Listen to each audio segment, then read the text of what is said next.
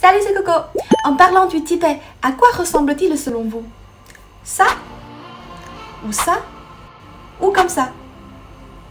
En fait, le Tibet possède également des forêts tropicales humides. C'est à Modog, un district situé à la frontière entre le Tibet et l'Inde, affecté par des facteurs géographiques complexes comme l'Himalaya. Les conditions climatiques de Modog sont très particulières. En l'occurrence, dans les montagnes enneigées, près des anciens glaciers, des forêts tropicales humides se forment.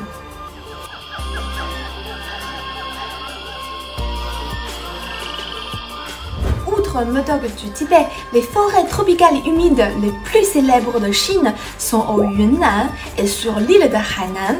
Bien qu'en Chine, la zone tropicale ne couvre que 3,2% de la superficie totale du pays, elle compte 25% des espèces de plantes et d'animaux de la Chine.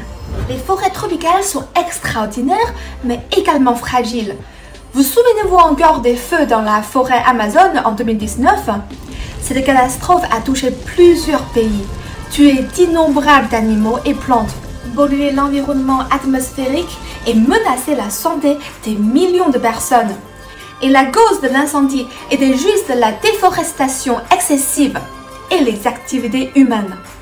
Les tropiques représentent 40% de la superficie totale du monde et abritent environ 80% de la biodiversité mondiale et une grande partie de sa diversité linguistique et culturelle. Mais en même temps, la région tropicale est confrontée à plusieurs défis tels que le changement climatique, la déforestation, l'exploitation forestière, l'urbanisation et les changements démographiques. Afin de protéger les forêts tropicales, la Chine a créé de nombreuses réserves naturelles, interdit l'exploitation commerciale des forêts naturelles, augmenté les plantations forestières et développé d'autres industries en plus de celle du bois, telles que l'écotourisme, l'industrie florale, l'industrie fruitière, l'industrie artisanale, etc. pour créer des voies de développement plus vertes auprès des gens vivant dans les régions tropicales.